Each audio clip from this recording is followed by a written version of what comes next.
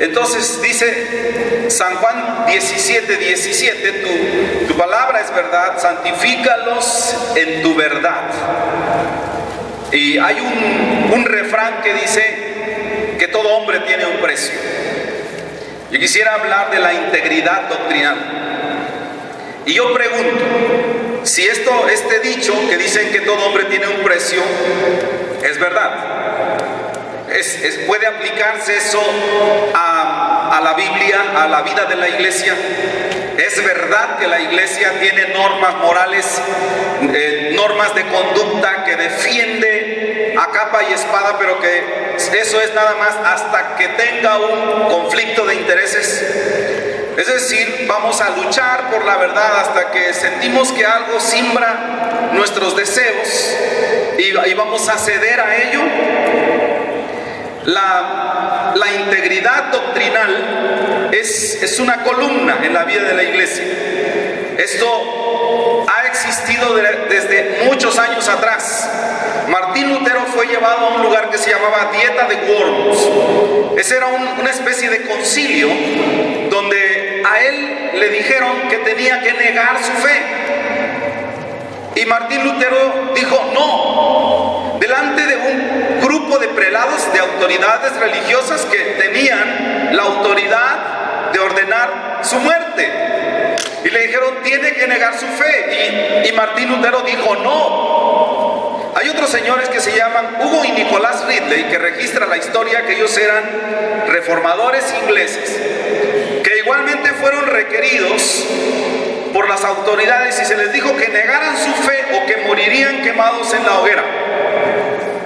Y ellos dijeron no, nosotros no tenemos un precio, no hay manera de lograr convencernos a nosotros con nada, nosotros estamos dispuestos a todo. El asunto es este: la iglesia de hoy adolece de personas que estén dispuestos a todo con tal de conservar sus convicciones. La iglesia poco a poco está experimentando un cambio, no un cambio que agrade a Dios, pero poco a poco está sucediendo. La iglesia que defendía sus convicciones, que luchaba y que no le importaba no crecer. La Biblia dice que tenemos que continuar firmes. La iglesia tiene que mantener sus normas, nosotros, y no sacrificarlas. Nosotros, por ejemplo, defendemos el pecado tiene que ser castigado. El pecado tiene que ser juzgado. Y a veces nosotros cometemos el pecado de Elí. Todas las veces que se tenga que juzgar el pecado, hay que juzgarlo, excepto cuando lo cometan nuestros hijos. Y juzgamos bien que se someta bajo disciplina a otras personas que cometen errores, pero nuestros hijos hacen lo que quieren. Y debemos tener cuidado de eso, de no ser personas que tengamos altas normas morales y se simbren a la primera insinuación hacia nuestros deseos carnales. Es decir, como dicen, era tan firme hasta que simplemente no lo era. No era una cuestión de permanencia, no tenía convicciones serias. Tristemente lo que les digo no es una excepción, cada vez es menos excepción. Cada vez es más común escuchar que la iglesia cristiana, y hablo de la iglesia, no hablo de Frater nada más, pero Frater está incluida, que la iglesia va aflojando, va cediendo a ciertos detalles. Decía el hermano Carlos Sharp, por ejemplo, nunca bajen el estándar, nunca lo bajen, nunca cedan. Es una palabra que me ha gustado mucho de él, sostener el estándar. El estándar no es para bajarlo, hay que elevarlo más y más alto.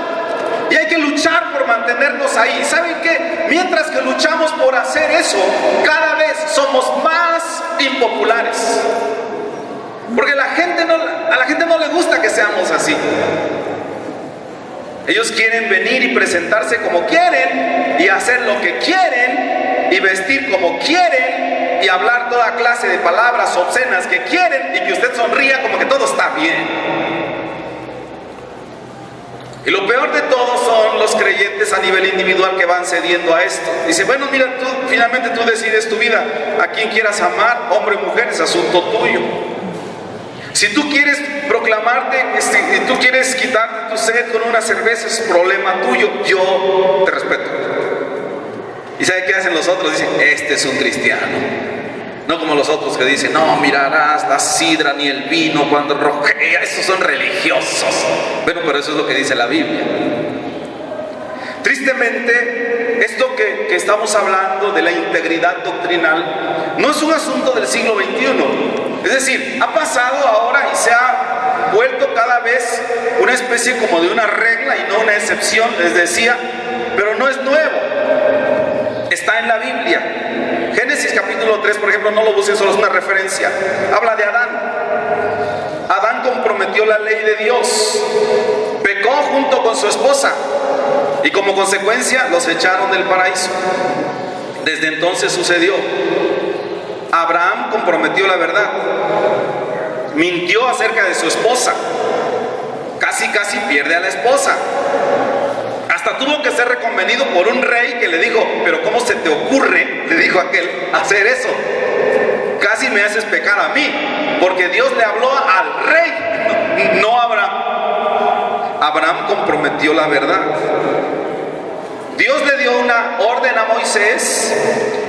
Moisés comprometió las órdenes de Dios y como consecuencia no entró en la tierra prometida. Ustedes saben eso. Números capítulo 20. Les decía, solo son referencias. Sansón comprometió su devoción como nazareo,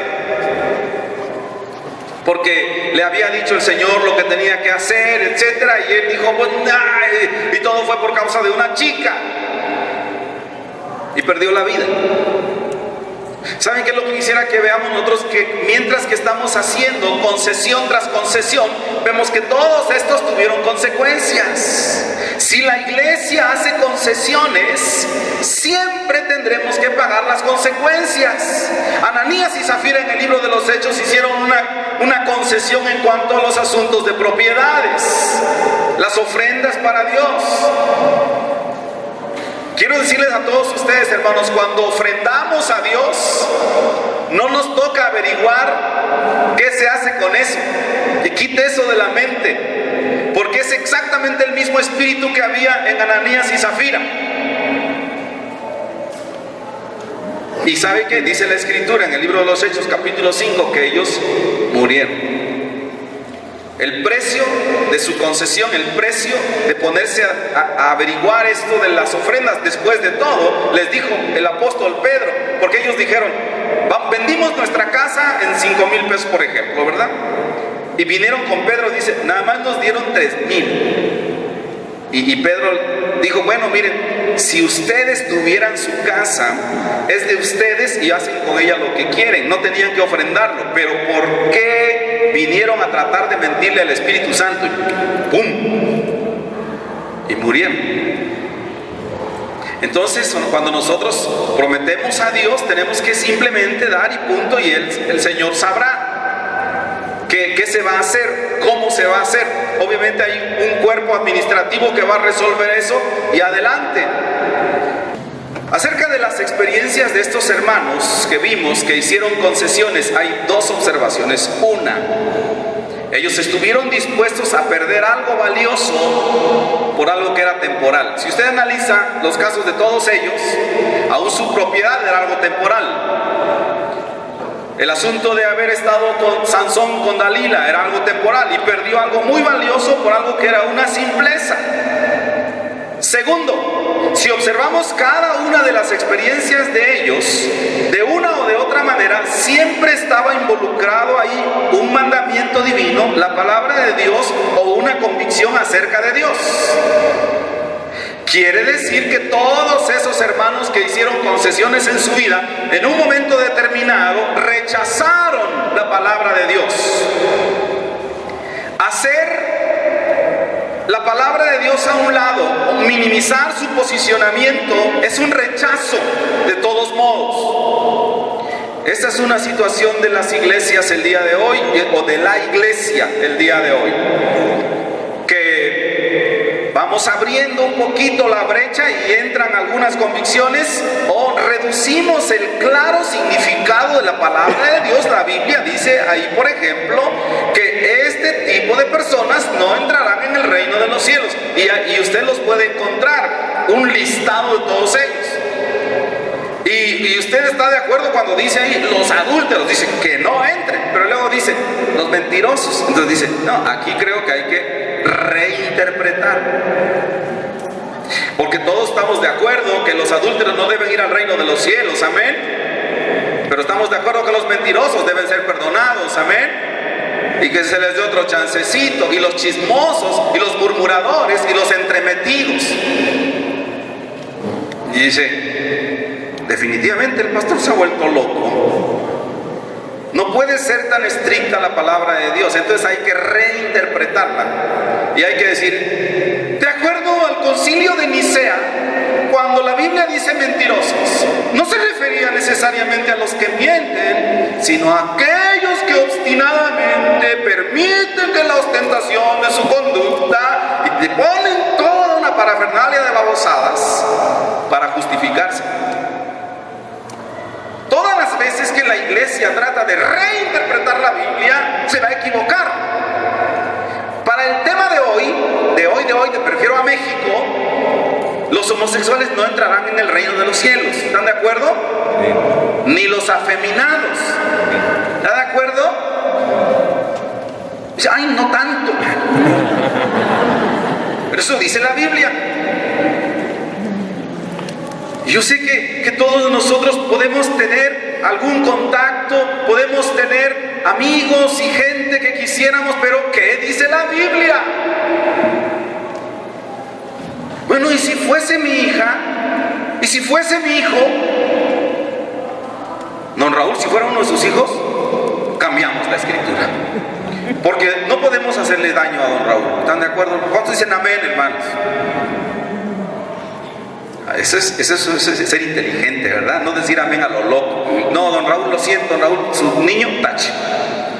Y dice, ¿y yo qué? Usted directo al reino de los cielos. Pero ¿cómo, hermano? ¿Cuándo se ha visto división entre familias? ¿Cómo que el papá sí y el hijo no? Bueno, hay que leer el libro de Ezequiel, que dice, ya se pasó el tiempo en que los padres comían los hijos y los hijos tenían la dentera, lo cual significa, el alma que pecare, esa morirá. La salvación es individual. Es más, si puede ser tan tremendo que en un matrimonio, si uno de ellos se desviara, que ya ahora está pasando, dice, hasta los 70 me di cuenta quién soy. Dice, no, Dios mío, 70, casi toda su vida ya. Y dice, así que adiós. Y el otro que dice, yo me voy al cielo. Y usted no, porque la salvación es individual. Concesiones o reinterpretar es un rechazo para las Sagradas Escrituras. No podemos permitir que la palabra de Dios tenga una autoridad secundaria. La palabra de Dios dice de ella misma que ella es viva y eficaz y más cortante que toda espada de dos filos, que penetra hasta partir el alma y el espíritu, las coyunturas y los tuétanos, y discierne los pensamientos y las intenciones del corazón. El poder de la palabra de Dios es tan tremendo que nadie de nosotros en sus 5 sentidos podría decir que tiene una autoridad secundaria, siendo esta espada tan poderosa que parte el alma y el espíritu. Es la palabra de Dios. Es ley. La iglesia tiene que considerarla una ley. Pero la iglesia también se mueve en un ámbito social. Y el ámbito social presiona. Y entonces estos señores, promotores de la inclusión social de la iglesia, pues dicen que no es posible hacer una penetración correcta en esta sociedad si nosotros no hacemos lo que dijo Pablo. Dice, cuando fui a los judíos, me hice judío. Cuando fui a los borrachos, me hice borracho. Lo componen, ¿verdad? Y entonces uno dice, no, espere, no puede ser.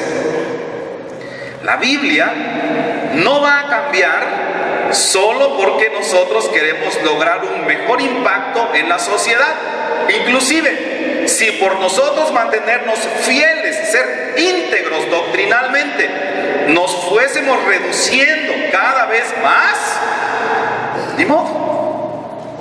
Así nos quedaremos. Un día don Raúl dice: don Raúl, pues usted predica y yo doy las ofrendas. Y el otro domingo al revés, para emparejarnos. Nos quedamos usted y yo solos. No le hace, porque tenemos que pagar un precio. Pero no podemos ceder. Efesios capítulo 4 versículo 14 dice, Efesios capítulo 4 versículo 14, que hay problemas en algunas iglesias porque las personas son bebés espirituales. Así dice: están llevados por doquiera de todo viento de doctrina. Dicen ahora ya cosas que yo pienso que a veces hasta las montan. No creo que sea cierto, pero pues no sé, hermanos. Dicen que hay la unción del zapato, la unción de la escupida, la unción de la botella de agua, la unción de no sé qué. Había un hombre, una Ana Méndez, una señora Leti de aquellos años, una señora que está loca en la cabeza, y que hablaban de las 7 caídas, las 7 unciones de David, 2 puestos de las raíces de quién sabe quién, muchas composiciones, llevados como hojitas por el viento, por doquiera de cualquier viento de doctrina. Estábamos creyendo bien la palabra, pero de repente alguien vino y dijo: ahí les va ahora la unción del zapato. Y es que es un señor, ahí sale que se quita el zapato y lo avienta, y los hermanos ¡ah! Se hacen así. Dije: ¡qué tremendo zapato! Yo quiero uno de esos. Entonces dice: por estratagema de hombres que para engañar emplean con astucia las artimañas del error.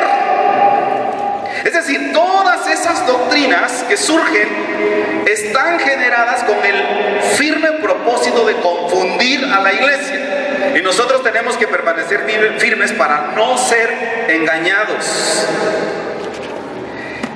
Todos nosotros hemos visto alguna vez alguna familia que, bueno, no le diga a nadie, ahí te hablan, ahorita. Familias donde mandan los niños, donde dice el niño: papá, me cambian de escuela, por favor, porque ya no quiero esto. Y dicen los papás: ay, ¿qué vamos a hacer? Porque el niño ya no quiere, pues lo tenemos que sacar, y los cambian. El niño dice: papá, quiero ir al cine, pero hoy es domingo, quiero ir al cine. Y como el niño manda, dicen los papás: ay, pues qué, ay, no puede ser, pues tenemos que ir al cine, porque el niño dice que tenemos que ir al cine. Esas familias, a mí me dan ganas de tener ese zapato para meterles una zapatiza, o la de cobardes que no pueden poner orden en su casa y decir: aquí, chamaco, usted se va a la escuela donde yo digo. Miren, luego se ve que no les gustó. Usted va donde yo dije, porque yo soy su padre. La única manera en que usted puede no obedecerme es que usted vaya y rente su cuarto y pague su comida, y adiós. ¿A poco no, hermanos? ¿Verdad que sí? Es la única manera. Mientras que usted esté en casa, no importa que tenga 42, usted obedece aquí. Está usted donde hay una autoridad. Familias dominadas por los hijos, que asquerosas son. Bueno, igualmente horrorosa es la iglesia gobernada por los hijos.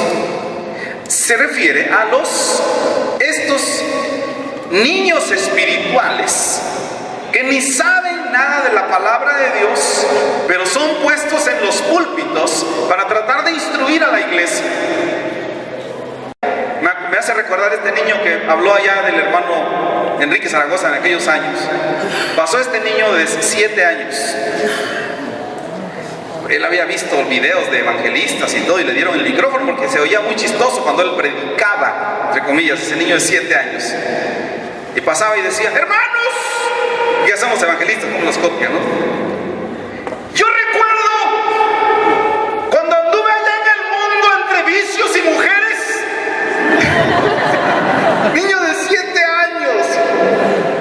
Y todo el mundo pues se reía, ¿verdad? Pero eso no debe ser en la iglesia. ¿Cuál es el problema? El problema, desde mi punto de vista, tiene una responsabilidad compartida. Parte responsabilidad de los líderes. Porque los líderes, esto es para mí y para todo el liderazgo que está aquí, somos responsables de no venir aquí, hermanos líderes, a gastar media hora para hablar. Hay que completar el tiempo. Somos responsables de que cada vez que venimos acá, buscamos instruir a la iglesia. No nada más gastar 30 minutos. Para gastar 30 minutos yo los prefiero en el cine. No vinimos a escuchar simplemente a alguien que diga, ay, con 3 anécdotas ya completé 20 minutos. Tampoco nos interesan los testimonios de su vida. Queremos ser instruidos por la palabra de Dios. Los líderes entonces somos responsables. Dijo el apóstol Pablo en el libro de los Hechos capítulo 20, versículo 29. Le habló a los ancianos de Éfeso. Les dijo, yo sé que después de mi partida entrarán en medio de ustedes lobos rapaces que no van a perdonar al rebaño. Fíjense qué tremendo. Estos lobos rapaces, dice, y de entre ustedes mismos se levantarán hombres que hablarán cosas perversas para arrastrar tras sí a los discípulos. Hay una cosa que nosotros no podemos ignorar. Los falsos maestros es el común denominador de los tiempos finales. Lo dijo el apóstol Pablo. Se van a levantar hombres amadores de sí mismos, rebeldes, con cantidad de cosas. Eso es una cosa normal. Lo que es anormal, que se levanten dentro de la iglesia. ¿Cómo es posible que se levante este tipo de hombre que habla cosas perversas dentro de la iglesia? Bueno, se levantan estos cuando los maestros no hemos sabido cumplir nuestra tarea. Y simplemente pasamos la responsabilidad a ellos. Porque estoy cansado, porque ya estudié mucho, porque yo no puedo predicar, porque entonces que manden a fulano, que él hable. Y entonces vamos a promover que se esté levantando una generación de personas que arrastrarán tras sí a los discípulos. Somos responsables los líderes de vigilar por la integridad doctrinal de la iglesia. Debemos tener cuidado, pero también la iglesia tiene la culpa. Les dije, es una responsabilidad compartida. ¿Por qué? Porque la iglesia ya no vive en los tiempos del oscurantismo, donde decía, Dios mío, quiero leer la Biblia, pero no puedo porque me quema, porque nos enseñaron eso. Dice, no lean la Biblia porque tiene cosas que ustedes no pueden interpretar. Los únicos capaces de interpretarla somos nosotros, los sacerdotes. Pero dice la escritura misma, esta escritura no es de interpretación privada. No es cierto que el sacerdote era el único que podía abrir, y por eso se la aventaban en zapoteco, ¿en qué era? No, en latín. Latín, para que nadie lo entendiera. Pero usted tiene responsabilidad el día de hoy, porque usted sabe leer. Dice el apóstol San Pablo en Romanos capítulo 3 versículo 1, el pueblo judío tenía una ventaja sobre todos los pueblos, y nosotros somos el Israel espiritual y tenemos también esa ventaja. Dice, ¿qué ventaja tiene pues el judío? ¿O de qué le aprovecha la circuncisión? Mucho, y de muchas maneras. Primero, ciertamente le fue confiada la palabra de Dios. Usted tiene la palabra de Dios. Soy un promotor terco, insistente, que usted ame la palabra de Dios, que usted se enamore del libro físico. Quisiera que usted se enamore de todo lo de adentro, pero quisiera que se enamore primero del libro físico. Si usted ni siquiera puede emocionarse por ir a comprar una bonita Biblia, si usted trae una Biblia que le regalaron los Gedeones, yo puedo animarme a decirle que usted está mal. Porque ni siquiera, ¿qué no dice la misma Biblia? Donde esté vuestro tesoro estará vuestro corazón. Usted invierte 10,000 pesos en un celular y trae una Biblia de Gedeones. regalar. Se tiene que comprar la Biblia más cara, la Biblia más hermosa, y comprarse una Biblia de 1,500 pesos, 1,200, ponerle piel. Pues si usted dice, me compré un carro, un Audi, póngale oro a su canto de su Biblia. ¿No? ¿Por qué invierte allá y no acá? ¿Me explico? Tenemos que aprender a ser más congruentes. Para nosotros la palabra de Dios es importante. Dice Efesios capítulo 4 versículo 12.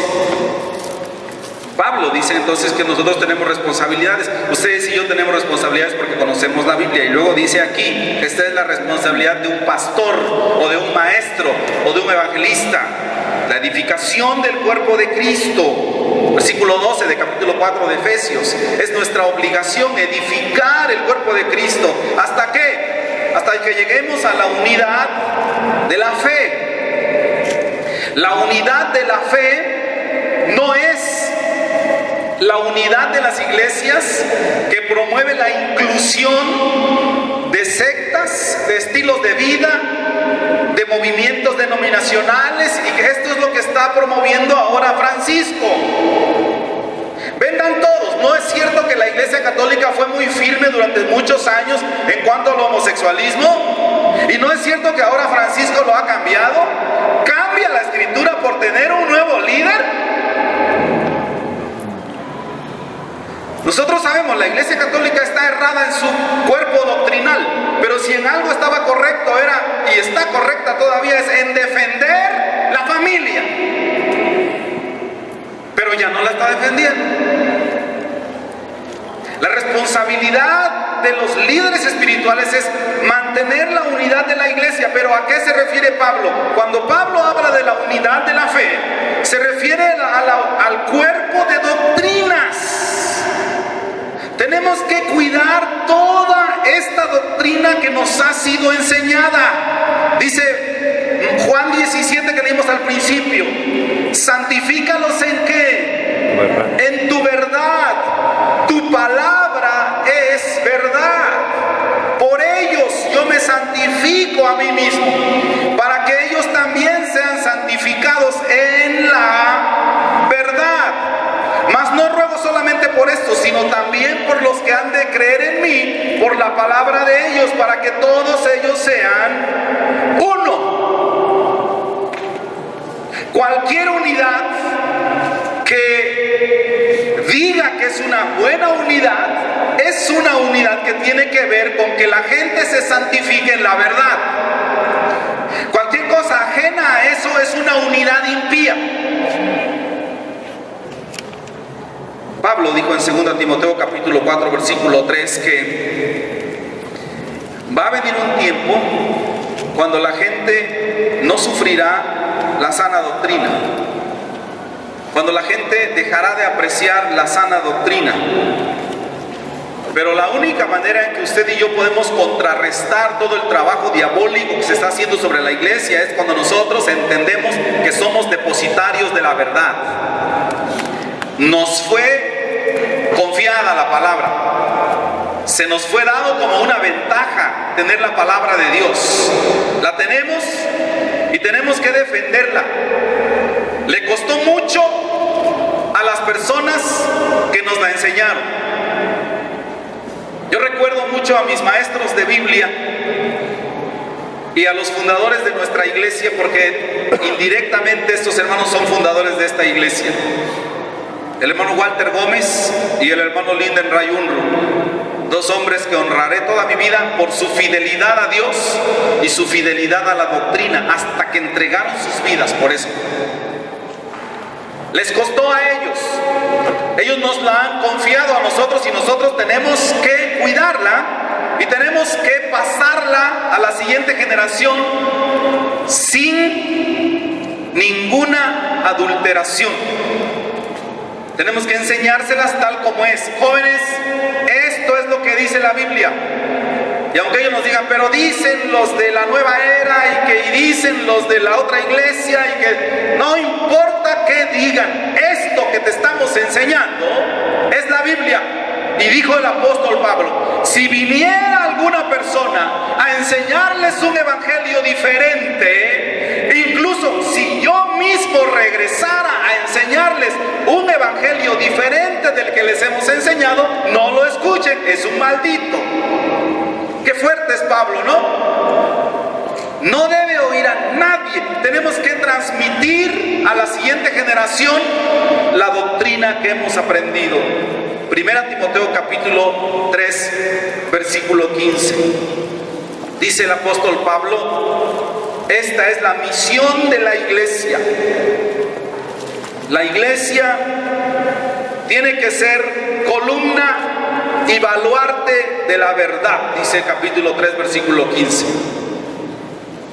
Las columnas sostienen los techos. La iglesia tiene que sostener, tiene que cuidar. La iglesia es la depositaria de la verdad. La verdad que Dios nos ha confiado, que es su palabra, no tendría ningún otro elemento salvo el del Espíritu Santo para hacerlo de una manera milagrosa, para transmitir la verdad a la siguiente generación, si no cuenta con la participación de la iglesia. La iglesia tenemos que ser quienes vayamos y nos constituyamos en una fuerza que cobija la verdad, que cuida la verdad, que pelea por la verdad, que es mayordomo de las Escrituras, y pasarlo a la siguiente generación. Una señorita me dijo: pastor, por la manera en que usted habla, ¿qué se va usted a morir? Y era una hija de pastor y me dijo: y también mi papá se van a morir, ¿por qué están hablando así ahora? Le dije: probablemente porque hemos tomado conciencia de lo importante que es guardarnos en la doctrina, y probablemente por los tiempos que estamos viviendo. Es probable que una amonestación como esta no habría sonado igual 20 años atrás, cuando a ciertos estilos de vida les daba vergüenza, y no como ahora que se sienten cubiertos por la autoridad. Cuando usted podía externar sus convicciones con toda libertad y las personas decían: miren qué valiente, y ahora que usted externa sus convicciones dicen: miren qué intolerante, qué tonto. Probablemente porque estamos viviendo un tiempo diferente, pero son los últimos tiempos. ¿Cómo preservar la verdad? Tenemos que preservar la verdad de una manera colectiva. La iglesia tiene que trabajar como tal, como cuerpo, para preservar la verdad. Pero la colectividad no puede funcionar sin el respaldo de la individualidad. Es decir, jamás funcionará la cobertura colectiva de la iglesia si la participación individual está disminuida. Es decir, si usted como persona no está tomando su firme decisión de permanecer fiel a la palabra, no sé si estás aquí, Isaí de Govela. Estábamos viendo que los jóvenes jugaban, pero hicieron una cadena donde se agarraban del estómago y se tiraban. Y vimos que una chica siempre se rompía la cadena donde ella estaba. Y se dio unos rodillas, cayó de rodillas en el cemento y quedó pelona toda aquí. ¿Cierto, Kenny? Tú la curaste a ella. Y veíamos y siempre la misma. Y dice Isaí, dijo: hay que recordar, pastor, ya ve cómo es Isaí, ¿verdad? Muy ceremonioso para hablar, porque él es profesor. Dice: ya ve usted, pastor, que la cadena es tan fuerte como su eslabón más débil. Por eso siempre se rompe en la misma. Y siempre esa chica echa a perder al grupo. Si la iglesia está trabajando, si la iglesia está poniéndole empeño en mantener la doctrina, pero hay siempre uno que siempre va a querer salir allá diciendo: la palabra de Dios dice: ayúdate que yo te ayudaré. Y sale con todo tipo de frases absurdas.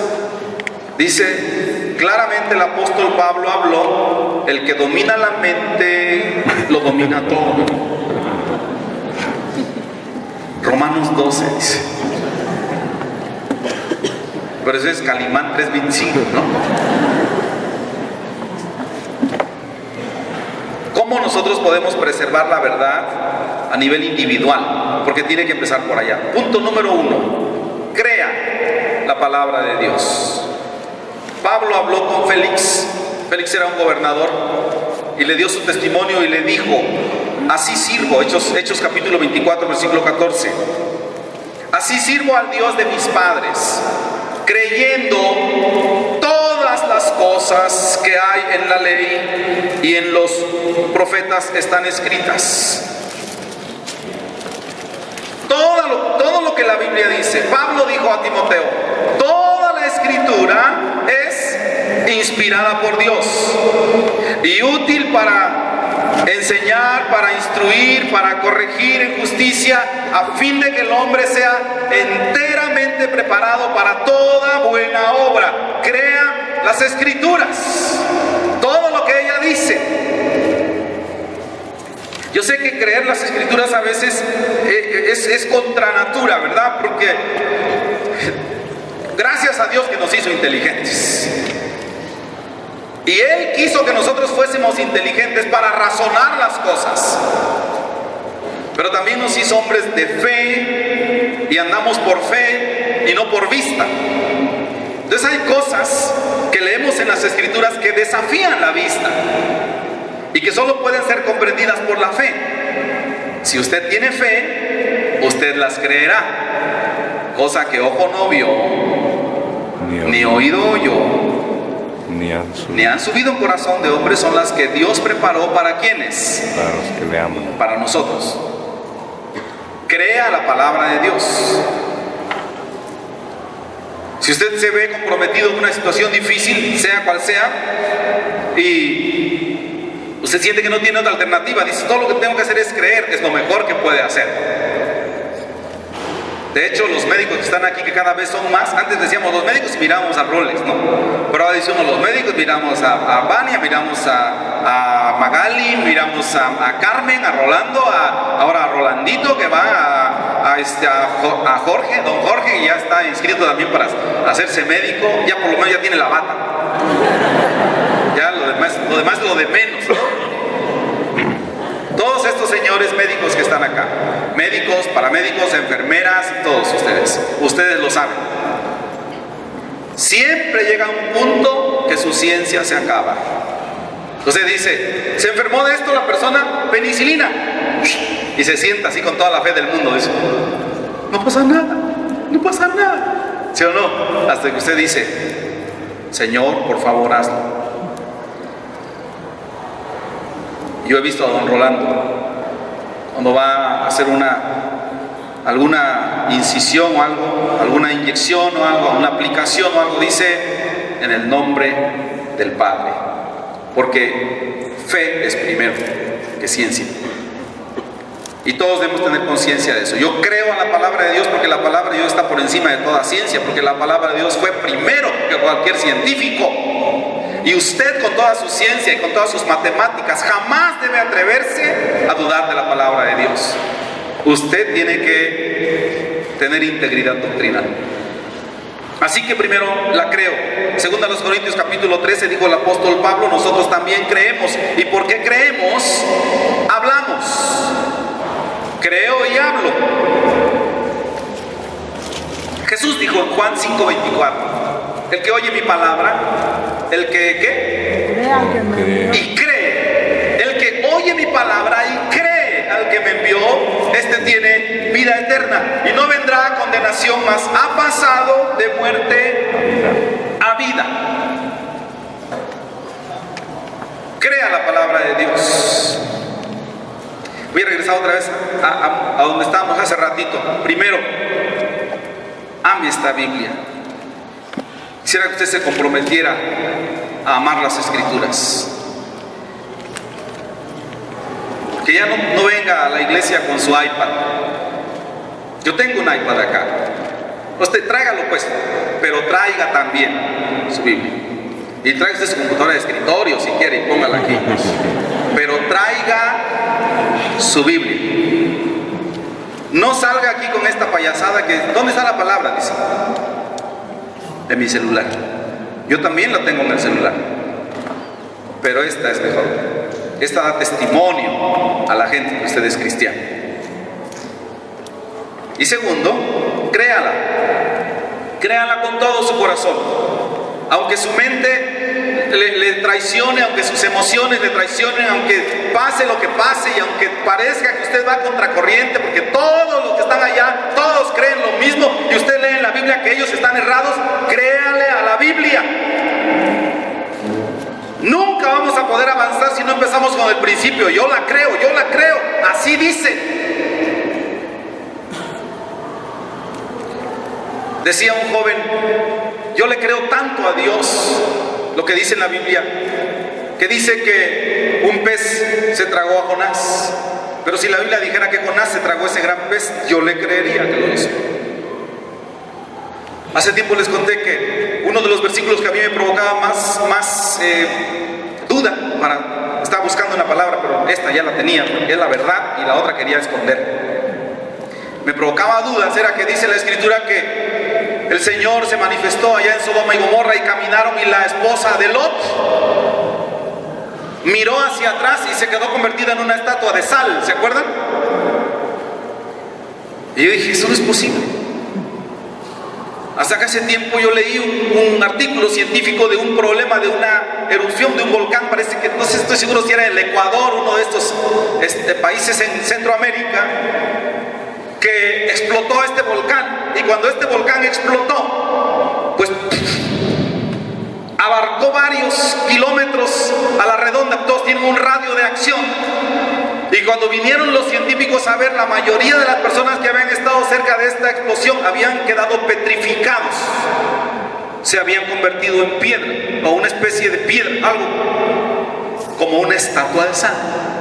Y entonces los científicos dijeron, la única manera que hemos encontrado algo semejante a esto que pasó aquí, fue lo que la Biblia dice, que la esposa de Lot quedó convertida en estatua de sal. Y entonces miren lo que es uno de tonto. Dice uno, entonces lo que la Biblia dice es cierto. O sea, tuvo que venir a pasar eso en la tele, en el Discovery, para que usted diga, entonces es cierto. Bienaventurados los que no vieron y creyeron. Creemos a la palabra de Dios. 2. Memorícela. Salmo 119, versículo 11 dice, en mi corazón he guardado tus dichos para no pecar contra ti. Es decir, que la palabra de Dios se tiene que guardar ahora en nuestro corazón. Usted nos dice, voy a memorizármela con mi corazón, pero obviamente estamos hablando de nuestra mente. El apóstol Pablo dice, renovaos en el espíritu de vuestra mente. Entonces por eso es que inferimos que esto es memorizarla. Las guardo en mi corazón. ¿Cómo es que yo la tengo presente para poderla ejecutar cuando algo pase? Es porque la memorizo. Memorice usted la palabra de Dios. Repítala vez tras vez tras vez. ¿Qué importa si ya la aprendió una vez y va de nuevo? ¿Cuántos no se han memorizado alguna vez? Salmo 91, el que habita al abrigo del Altísimo morará bajo la sombra del Omnipotente. Diré yo a Jehová, esperanza mía y castillo mío, mi Dios en quien confiaré. Él te librará del lazo del cazador, de la peste destructora. Con sus plumas te cubrirá y debajo de sus alas estarás seguro.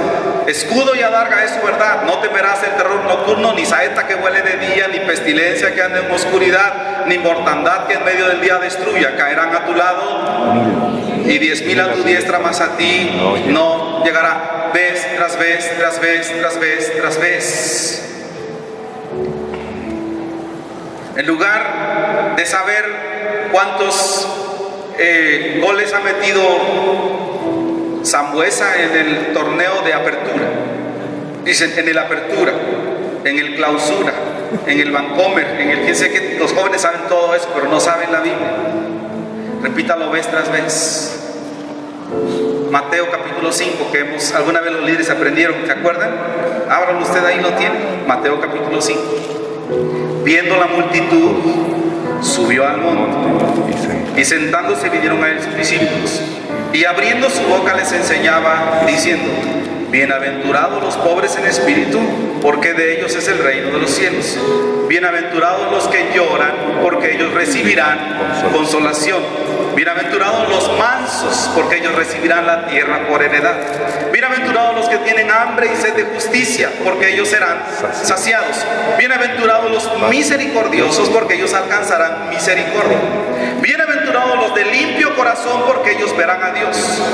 Bienaventurados los que padecen persecución por causa de la justicia, porque de ellos es el reino de los cielos. Bienaventurados sois cuando por mi causa os vituperen y os persigan, y digan toda clase de mal contra vosotros, mintiendo. Gozaos y alegraos, porque vuestro galardón es grande. Porque así persiguieron a los profetas que fueron antes de vosotros. Vosotros sois la sal de la tierra. Pero si la sal se desvaneciere, ¿con qué será salada? No sirve más para nada, sino para ser echada fuera y hollada por los hombres. Vosotros sois la luz del mundo. Una ciudad asentada sobre un monte no se puede esconder, ni se enciende una luz y se pone debajo de un almud, sino sobre el candelero, y alumbra a todos los que están en casa. Así alumbre vuestra luz delante de los hombres, para que vean vuestras buenas obras y glorifiquen a vuestro Padre que está en los cielos. No piensen que he venido para abrogar la ley o los profetas. No he venido para abrogar, sino para cumplir. Porque de cierto les digo que hasta que pasen el cielo y la tierra, ni una jota ni una tilde pasarán de la ley hasta que todo se haya cumplido. De manera que cualquiera que quebrante uno de estos mandamientos muy pequeños y así enseñe a los hombres, muy pequeño será llamado en el reino de los cielos. Mas cualquiera que los haga y los enseñe, este será llamado grande en el reino de los cielos. Porque os digo que si vuestra justicia no fuere mayor que la de los escribas y fariseos, no entraréis en el reino de los cielos. Oísteis que fue dicho a los antiguos: no matarás. Pero yo os digo que cualquiera que se enoje contra su hermano será culpable de juicio, y cualquiera que diga necio a su hermano será culpable ante el concilio, y cualquiera que le diga fatuo quedará expuesto al infierno de fuego. Por tanto, si traes tu ofrenda al altar y allí te acuerdas que tu hermano tiene algo contra ti, deja allí tu ofrenda y anda primero, reconcíliate con tu hermano, y entonces ven y presenta tu ofrenda. Ponte de acuerdo con tu adversario ya, pronto, entre tanto que estás con él en el camino, no sea que el adversario te entregue al juez y el juez al alguacil y seas echado en la cárcel. De cierto te digo que no saldrás de ahí hasta que pagues el último cuadrante. ¿Oíste que fue dicho? No cometerás adulterio. Pero yo les digo que cualquiera que mira a una mujer para codiciarla ya adulteró con ella en su corazón. Por tanto, si tu ojo te es ocasión de caer, sácalo y échalo de ti. Pues mejor te es que se pierda uno de tus miembros, sino que todo tu cuerpo sea echado al infierno. Y si tu mano derecha te es ocasión de caer, córtala y échala de ti. Porque mejor te es que uno de tus miembros se pierda, y no que todo tu cuerpo sea echado al infierno. También fue dicho: cualquiera que repudia a su mujer, dele carta de divorcio. Pero yo les digo que cualquiera que repudia a su mujer, a no ser por causa de fornicación, hace que ella adultere. Y el que se casa con la repudiada comete adulterio. Además, oísteis que fue dicho a los antiguos: no perjurarás, sino cumplirás al Señor tus juramentos. Pero yo les digo: no juréis en ninguna manera, ni por el cielo, porque es el trono de Dios, ni por la tierra, porque es el estrado de sus pies, ni por Jerusalén, porque es la ciudad del gran rey, ni por tu cabeza jurarás, porque no puedes hacer blanco o negro un solo cabello. Pero sea vuestro hablar sí, sí, no, no, porque lo que es más de esto, de mal procede. ¿Oísteis que fue dicho? Ojo por ojo, diente por diente. Pero yo os digo: no resistáis al que es malo. Antes a cualquiera que te hiera en la mejilla derecha, vuélvele también la otra. Y al que quiera ponerte a pleito y quitarte la túnica, déjale también la capa. Y que te obligue a llevar carga por 1 milla, ve con él 2. Al que te pida, y al que quiera tomar de ti prestado, oísteis que fue dicho: amarás a tu prójimo, pero aborrecerás a tu enemigo. Pero yo les digo: amad a vuestros enemigos, bendecid a los que os maldicen, haced bien a los que aborrecen, Orad por los que os ultrajan y os persiguen, para que seáis hijos de vuestro Padre que está en los cielos, que hace salir su sol sobre buenos y malos, que hace llover sobre justos e injustos. Porque si amáis a los que les aman solamente, ¿qué hacen de más? ¿No hacen así los publicanos? Y si saludan a sus hermanos solamente, ¿qué de más hacen? ¿No hacen también así los gentiles? Sed pues vosotros perfectos, como vuestro Padre que está en los cielos es perfecto. Una vez y otra vez y otra vez. ¿Quién ha creído a nuestro anuncio? Dice Isaías. ¿Y sobre quién Isaías 53? ¿Y sobre quién se ha manifestado el brazo de Jehová? Subirá cual renuevo delante de él, y como raíz de tierra seca. No hay parecer en él ni hermosura. Le veremos más sin atractivo para que le deseemos. Despreciado y desechado entre los hombres, varón de dolores, experimentado en quebranto, y como que escondimos de él el rostro, fue menospreciado y no lo estimamos. Ciertamente llevó él nuestras enfermedades y sufrió nuestros dolores, mas nosotros le tuvimos por azotado, por herido de Dios y abatido. Mas él herido fue por nuestras rebeliones, molido por nuestros pecados. El castigo de nuestra paz fue sobre él, y por su llaga fuimos nosotros curados. Todos nosotros nos descarriamos como ovejas, cada cual se apartó por su camino, mas Jehová cargó en él el pecado de todos nosotros. Y cuando usted trae esa palabra a su cabeza, a su corazón, entonces el Espíritu Santo tiene una herramienta. Y cuando usted está en esta situación crítica, el Espíritu Santo toma de ahí como un escribano que toma tinta de su fuente y dice: aquí hay. Pero cuando revisa muchas mentes y corazones, solo hay novelas y chistes. Tiene que ir y tomar de la fuente que usted ha nutrido, de la palabra de Dios. Entonces dice: en mi corazón he guardado tus dichos para no pecar contra ti. Memorice la palabra de Dios.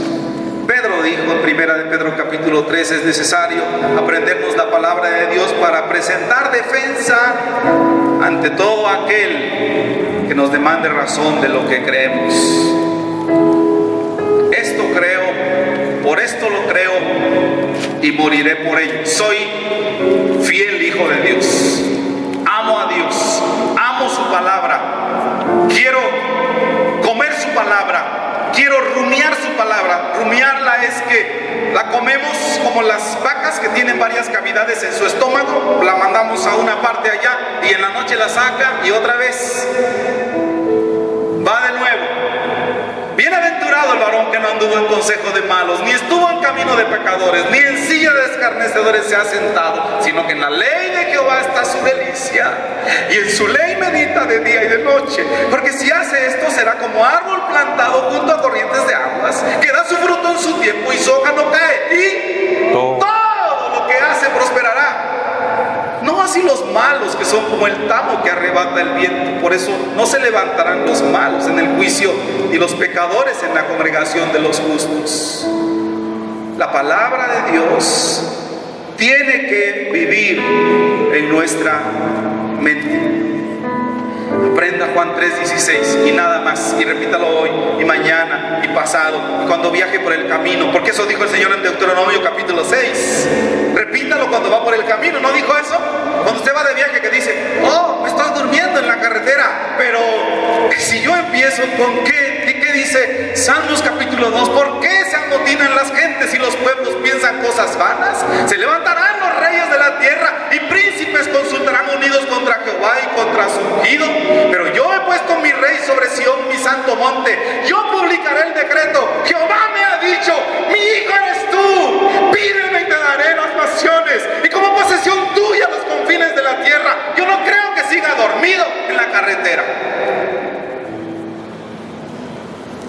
La palabra de Dios tiene que venir y hacer algo en usted, porque ella dice que es viva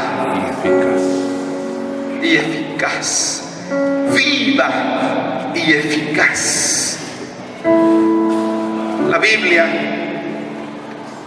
es la palabra de Dios. Somos culpables de no haberla amado tanto como deberíamos.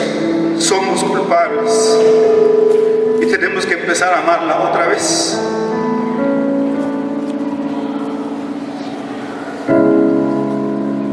Tenemos que divertirnos haciendo Netza, que debería estar por allá, pero quién sabe por dónde anda. Cuando hacíamos como niños, ¿te acuerdas?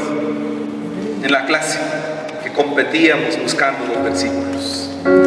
Nuestros deditos de niños estaban ágiles para encontrar. Bendito sea Dios, en el salón de mi hijo varón, siempre que competimos, él es el que gana en encontrarlos. Ya están entrenados sus dedos, ahora falta entrenar su corazón. Pero sería muy bueno que esté usted entrenado en eso. Necesitamos otra vez valorar lo que nuestros ancestros nos dejaron, aquello por lo que ellos murieron. Nosotros no hemos hecho eso. Tenemos que valorar por lo que ellos dieron su vida. Integridad doctrinal. Incline su rostro, por favor.